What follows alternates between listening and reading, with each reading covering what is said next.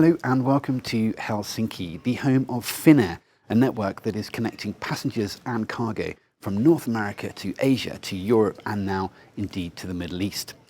This year the airline celebrates its 100th anniversary, and so I wanted to learn more about its journey to this point and of course its vision for the future. And who better to tell us that story than the airline's Chief Executive Officer, Topi Manner, who's invited me here to join him in the Platinum Lounge at Helsinki Airport, where we're going to sit down and discuss all of the big issues of the day, from the war in Ukraine, recovery from COVID, to sustainability, the introduction of the airline's new business class cabin, and of course, the secret ingredients of blueberry juice. So, Topi, thank you so much for joining us here this morning. Thank you for having me. Great pleasure to meet you. We're going to talk about the history of Finnair. We're going to talk about where Finnair is today. We're going to talk about where Finnair is going in the future. But just before we get to that, just tell me a little bit about your journey to your now lofty position here in aviation. My journey, so it probably is a little bit different journey for an airline CEO. So I spent 20 years in financial industry, and I landed as Finnair CEO 4 years ago at the start of 2019, and that was a year of massive growth for Finnair. So we grew double digits in terms of capacity, in terms of number of passengers. During 2019, we hit the all-time high in terms of number of passengers. Very good year in terms of profitability. So that was the high point. Mm-hmm. And after that, obviously, the pandemic hit, and now it has been 3 years of crisis, not only with the pandemic, but also with the consequences of the war, the Russian airspace closure hitting us badly, forcing us to change our strategy. So during this 4 years, I have been really meeting the highs and lows of the industry. And it's fair to say, isn't it, that when you arrived, you had 1 year as the airline chief executive, and you were, surfing that wave that you've just described, and then of course, all sorts of things started to happen, and I guess your job pretty much changed overnight. Yeah, it did. It did. I very vividly remember end of January 2020, after the Wuhan quarantine, we needed to stop our mainland China flights, and that is when we basically pivoted to a crisis mode. And then, of course, it was all magnified in March 20 when we needed to ramp down basically all of our flights, and the whole Europe, the whole world basically went into lockdown. So obviously that is the kind of agenda change that very few companies around the world, very few leaders, very few communities of employees have been needing to meet during their history. And being the chief executive of an airline, everybody will always want to know, were you an aviation geek before you arrived? And if not, have you become an aviation geek since you arrived? I probably wasn't an aviation geek, but I was a frequent flyer. And I have always been fascinated about the industry. To me, the industry is, on one hand, it's service industry, and as such, it's people's business. On the other hand, it's a complex web of logistics and safety-driven operations. And the combination pretty much is unique to any given industry. And the industry gets under your skin in a very positive way. And even though I have been, meeting really crisis of biblical proportions, I still wouldn't change a day, even the days on the lowest point of the pandemic. And this year is an incredibly significant year for Finnair because you're marking the 100th anniversary of the airline. So tell us a little bit about how you're going to mark that incredibly significant milestone. Yeah, it's a really big year for us, and we are one of the oldest airlines in the world, and that is of course something that we are very, very proud of. So the 100-year anniversary theme will be visible throughout the year in Finnair, and we will be certainly celebrating with our customers, with our employees, with our partners. They are, critical enablers for why we are here, why we are celebrating the 100-year anniversary. And then, of course, we will be doing, those little things in terms of customer service. So there will be 100-year anniversary themed menu items on board. We will bring back our Blue Wings magazine for 100-year anniversary special edition, and we will be having, our uniforms, cabin crew uniforms, out in display in the airports. So these are the types of things that we will be doing during the year. But then, in addition to looking into history, we will also look forward and into the future, into the next 100 years of Finnair history. And that is where sustainability especially hits in. And we have engaged our own people, our employees, to come up with new ideas in terms of how can we substantiate our sustainability agenda. And that certainly will be visible during the year as well. And sustainability, I know, is a very important part of your focus for the future. And every time I speak to somebody at Finnair, sustainability is one of the issues that always comes up in those conversations, which is great. And we're going to come back to that in just a second. But tell me a little bit, what do you think has been the secret of Finnair's success over the last 100 years? Well, I think that it boils down to adaptability. We have been able to adapt to changing business environment, changing circumstances, like we are doing right now with the consequences of the pandemic and consequences of the war in Ukraine. It all boils down to evolution theory, in a sense that it is not the biggest or the strongest than who survive. It is those who actually can adapt. And adaptability really boils down to our own people, our employees. So we are grateful for all of those people who are currently part of our story, and we are grateful for all of those people who have been part of our story in the past. And I'm sure you're also grateful already for all of the people who will continue to be part of your journey, and those people who aren't even here yet, but they will be. So what does the next 100 years look like for Finnair?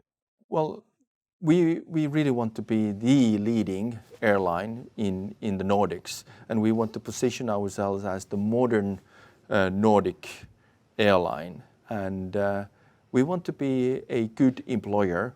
We are that today.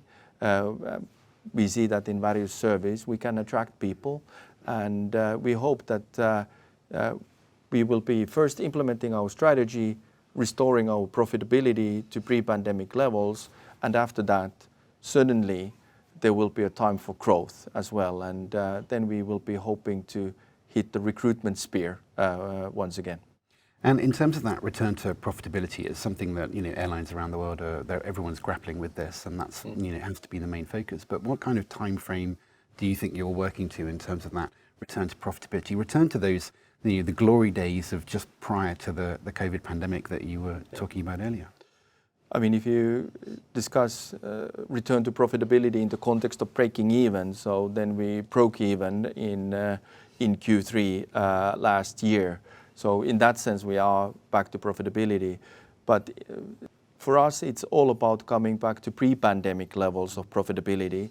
And our goal is to hit that by mid-24. And that is critical for us in the sense that that level of profitability enables us to invest in the future, invest to new technology, be that new aircraft, be that extended use of sustainable aviation fuels or something else sustainability related. Investment capability is a key issue in terms of building a future. Now, there's one of the very secret, well, it's not very secret actually, but there's one of the very special ingredient that I always experience when I fly with Finnair, and I want to know your view on the I don't know, the healing powers or the huge significance of the blueberry juice, because that is what everybody is always talking about with Finnair. blueberry is a superfood, and it simply tastes Nordic. It's pure, it's authentic, it's distinctive, and it's a big part of our customer experience. Our customers love it, and that blueberry is a big part of Nordic cuisine as well. And those are the kind of items that we want to bring to our customers for them to have a truly Nordic experience on board of our flights.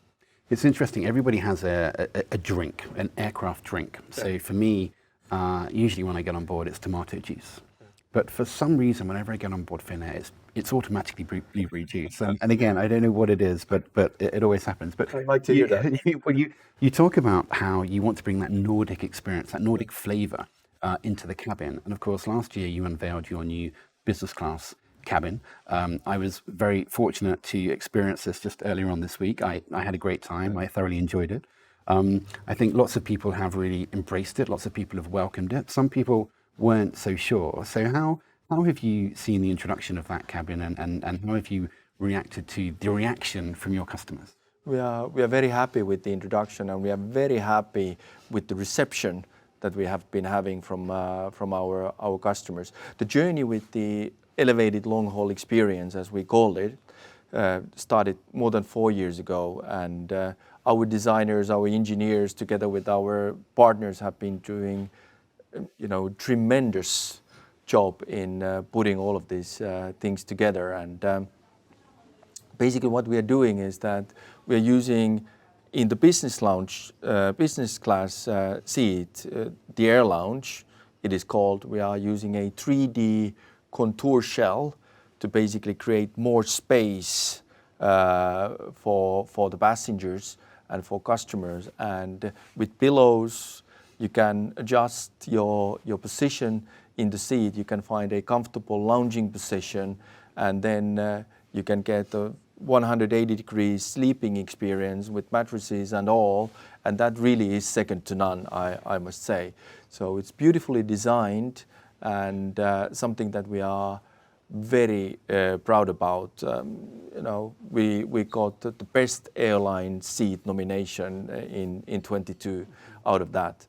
And for the whole cabin, with the new premium economy travel class, with the beautifully refreshed economy class, we also got the best cabin innovation award last year. So the customers are happy. The reception has been good. If we compare the customer satisfaction on those routes where we have the new cabin versus the routes where we have the old cabin, the customer satisfaction is clearly higher. I had one of your colleagues described this new cabin and the introduction of the new cabin as bold. And so, and I can see that it's bold, I can feel that it's bold, but what other bold innovations can we expect to see from Finnair in the years ahead? Yeah, I think that there will be plenty, and most of them I don't even know about, because our teams are the ones who will be coming up with the great ideas. We have great people in Finnair. We are certainly doing some exciting things in the digital space, investing in the digital development, and then certainly sustainability, as I mentioned, will be another area of innovation. So you mentioned earlier a couple of very significant things, like the COVID pandemic, war in Ukraine. The COVID pandemic obviously had massive impact on aviation all around the world, and every airline is still dealing with the aftermath of that. But just as we felt that we were coming through that, Finnair specifically felt also the repercussions, as you mentioned, of the war in Ukraine. I mean, Russian airspace was closed. Your USP was very much your incredibly fast routes to Asia. So how have you managed that, and where are you now with it? Yeah, as stated, related to war in Ukraine and related to Russian airspace closure, we are probably the airline in Europe that is most impacted. As stated, our strategy was connecting Europe and Asia via the short northern route, utilizing the Russian airspace. So we have needed to adapt, and that is what we are doing. And when you meet not only one black swan, but several black swans, like we have been meeting over the past 3 years, then it all boils down to, the resilience, the resourcefulness, the innovativeness of your people. And I think that that is what we as a big Finnair team have been demonstrating over the past 3 years. So we are clearly creating a path through the crisis for ourselves. And this is something that I'm proud of. We are emerging as a culturally stronger airline, as a culturally stronger team. So today you have about 260 legs being flown every day. You have been introducing new routes. You've been increasing the frequency of some of your routes. So I think that's a real testament to the resilience of the airline, as you've been saying. But your last new route, I think, was to Doha, introduced in November 2022. How is that route going at the moment? It has started out well. So Doha, of course, is Doha's importance as a connecting hub, transfer hub between East and West on global basis is increasing now with the Russian airspace being closed. And Qatar Airways is a long-standing One World partner, and it was very natural for us to have an extended code-share agreement with them, and then fly Helsinki-Doha leg. Also, we fly from Stockholm and Copenhagen to Doha, and therefore, offer the Qatar Airways network, for example, in Southeast Asia, Australia, Africa, to our customers. And was the introduction of the Doha route, did the closure of Russian airspace have anything to do with it, thinking about diversifying on that side of things and looking for other routes that you could be flying, or was it long planned anyway? No, it was a consequence of the war, in a sense, and consequence of the Russian airspace closure. As stated, that triggered a significant rethink of our strategy, and we needed to also balance our network. Our network was very much about connecting Europe and Asia previously, and now with the Russian airspace closed, we will need to be competitive on the markets that are open to us, and we will need to balance our network to those markets that are open to us. And therefore, our new network is balancing between East. Asia continues to be still important for us. We fly to the many megacities. We seek new markets from South. Middle East is the case in point. We keep our network in Europe, and then we have been also increasing the Atlantic traffic towards West. And any other plans for new routes, like thinking about some of the untouched continents, Africa, for example? Do you have any other expansion plans in that regard? Not really. I think that currently we are eyeing some cities in Asia. Now, of course, China is relaxing travel restrictions, or effectively getting rid of the travel restrictions altogether. So we foresee that there will be a gradual increase in Chinese traffic toward the summer, and then we think that the collaboration with Qatar Airways is catering well for Africa, and that is enabling our offering in that continent towards our customers. And you've increased frequencies of flights to places like Hong Kong and Delhi and Japan. And so how are passenger numbers doing on those particular routes? Well, basically, anywhere in the world where travel restrictions have been lifted after the pandemic, customers have been coming roaring back. So clearly, if during the times of the pandemic there was a discussion that will people ever fly again, or will corporate travel take a big hit, the answer is people want to fly, people want to experience things, and even corporates will need to meet people and fly. So the demand really is there. And when we look at the loads of our Asia flights, the increased flight time going around the Russian airspace really has not impacted the loads. And one of the positives during the past year is that the yield levels have been improving quite significantly, and especially on those Asian routes where the Russian airspace closure has been impacting the travel times the most. The yields have been increasing to the extent that it is catering for the increased cost.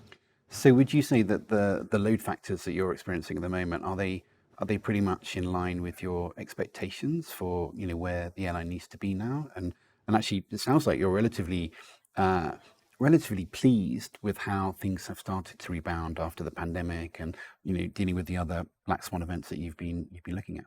Yeah, I think that during the past 6 months, especially, there have been also positives and positive surprises. And you know, that is a nice change after 3 years of crisis. And to me, the most important thing is that the demand is there.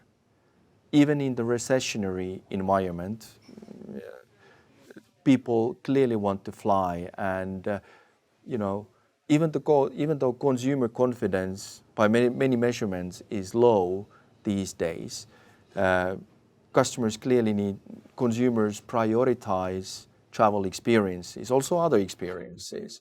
So the hierarchy of consumer spend seems to have changed, and that gives me a lot of hope. Great. I mean, what a positive message. And as you say, it's quite nice to experience those positive things, given the years that the aviation industry has been going through in recent times. So I want to move on to talk about your fleet, because of course, many of our AeroTime viewers are very interested in the fleet and the aircraft that Finnair has. You have a growing fleet. You have 17 A350s, I believe, with 2 more on order. So tell us about the A350s and how important they are to your strategy for the future. So we really like the A350 aircraft. Fantastic customer experience. It's a good aircraft, you know, safe, operationally of quality, and then we have been having good experiences. And especially right now for us, with the increased flight times to Asia, it also gives us the range that we need. So therefore, we are happy with the Airbus 350 fleet, and we have still 2 coming up, as you say, and that means that that part of the long haul fleet will stay as it is for many years to come. And do you have any other plans for, you know, wide body in terms of your strategy for the future? No, not really. So as stated, we are happy with the wide body fleet, and then of course, you know, always there could be an optimization with respect to 1 or 2 aircraft individuals, but that's more like business as usual. So we're not likely to see the Finnair livery on a Boeing 787 or anything like that anytime soon? I don't think that's in the cards anytime soon. Got it. So at the other end of the spectrum, so to speak, you have the ATRs. I've flown on your ATRs quite frequently. Any plans for the ATR fleet? No, the ATR fleet is relatively recently renewed and refurbished, and you know, they are reliable. It's an efficient aircraft and quite well suited, especially for some of our domestic routes that are, you know, to smaller cities and towns. So therefore, we aim to keep that part of the fleet as well. So no plans to introduce maybe one of the new Embraer turboprops or anything like that? No, I mean, in general, if we look at the narrow body renewal and potentially renewing some of the regional jets in connection to that, for the time being, we are very focused on implementing our strategy. As stated, our goal is to come back to pre-pandemic levels of profitability by mid-24. And with that, we want to restore our capability to invest. And once that is under our belt, then the narrow body renewal will be actual again. So you mentioned earlier on that you really want to be the best airline for that kind of Northern Europe region. How do you think you're doing in terms of achieving that particular goal? I think that we have a true chance of achieving that goal. I mean, if you look back to 2019 pre-pandemic, we were already the biggest long-haul carrier during that year, and as stated, we want to be, the biggest and the brightest carrier in the Nordic Baltic Rim in the future. But what exactly is it that you think you have to do now to achieve that particular goal? Because, from where I'm sitting, Finnair has a fantastic reputation. We've talked about a lot of the issues that you've managed. You've talked about resilience. You've talked about the future. It's the 100th year anniversary this year. It's a huge milestone. What else is there that you think you need to do now over the coming years so that everybody really does see you with that, sitting on that particular pedestal as the number one airline in this part of the world? Well, first and foremost, we need to implement our strategy, and we need to restore our profitability, come back to pre-pandemic levels of profitability by mid-24. And once we have done that, then we can invest. And the long-term goal is really to position ourselves as a modern Nordic airline. I think that we have many strengths in that space already. Great customer experience, great customer satisfaction.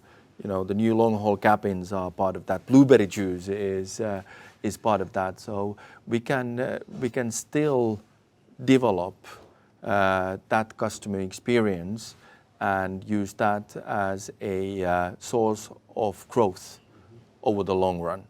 And then with that, we truly can position ourselves as the best and the leading airline in this region.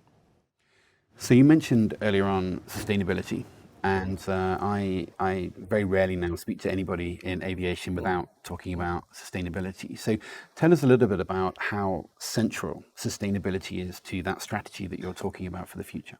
It is in the core of our strategy, and throughout the crisis during the past 3 years, we have been keeping our sustainability goals. So in terms of environmental pillar of sustainability, we aim to be carbon neutral by 2045, and we aim to reduce our carbon footprint by 50% by the end of 2025. So those targets are intact.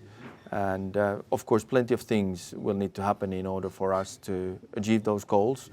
Sustainable aviation fuels are especially the case in point. So increasing the usage of biofuels, synthetic electrofuels going forward is a big part of the agenda, with many, many other items.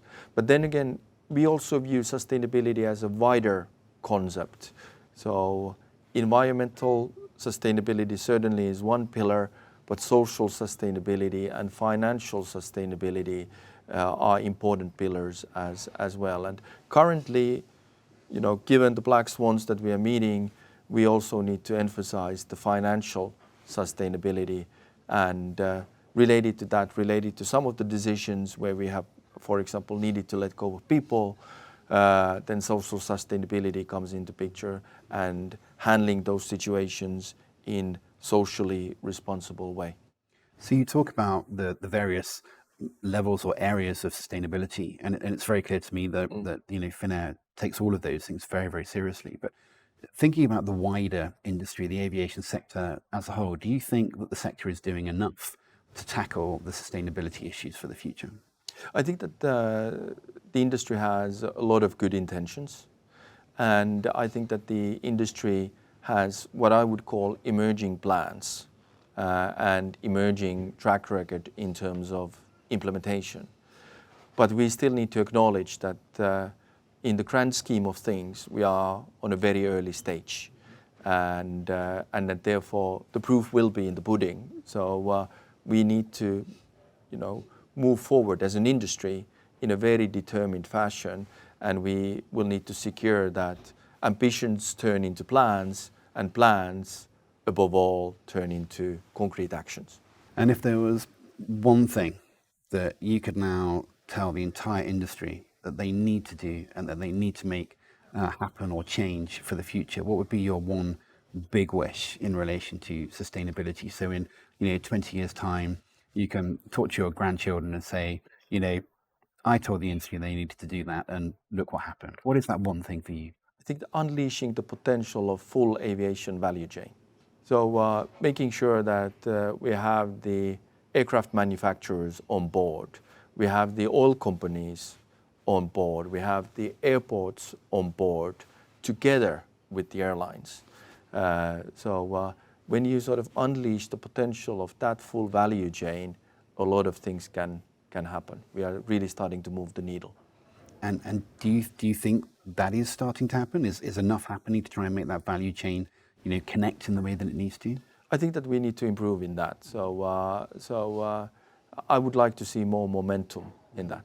Okay. So we've talked about a lot of issues. We've talked about, where everything is today. You've talked about the future. But if we were sitting here freshly out of our cryogenic tubes in 100 years' time, what would be different about the conversation that we're having? In 100 years' time, when Finnair celebrates its 200th year anniversary, and you're looking back on that second century, what do you think the airline's going to look like?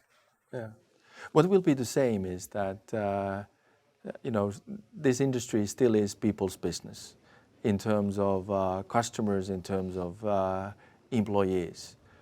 But what will be different is that I think that we are talking a lot more about technology in all shapes and forms. Not only in terms of aircraft technology, not only maintenance, but very much about digitalization, usage of data. Artificial intelligence is already bygones, but by that time, automation, robotics, all of those things have been most likely changing the whole service and the whole customer journey significantly. So there are two questions that I have to ask everybody that I meet. Now, I'm not entirely sure whether you are allowed to have a favorite aircraft type as the chief executive of Finnair. But I'm going to ask you anyway. So what is it? Which is your favorite aircraft type? Either one that you have in your fleet or maybe one outside of your fleet. I cannot help myself, but it is the A350. So it's a big part of our fleet, and I personally also very much I love the aircraft. So it's a beautiful piece of equipment. And not that I have anything against any of your other aircraft, but I'm not surprised by your answer. So I have to. I think so. And my very last question is, you've now been here for 4 years. By your own admission, you weren't an aviation geek beforehand. But during these 4 years, even though a great period of that has been dealing with crisis after crisis, I want to ask you, what has been your favorite aviation experience so far? Many great experiences as a customer, as a passenger, but probably there's one above others, and that is the observation flight that I took with a newly appointed CEO approximately 4 years ago in the beginning of January, when I went into the cockpit with a couple of pilots, and we flew from Helsinki to Copenhagen, and they basically took me through all the procedures, and during that journey I learned a lot, and that was very, very memorable on so many levels. I can imagine.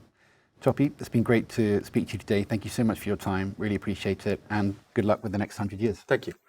Pleasure.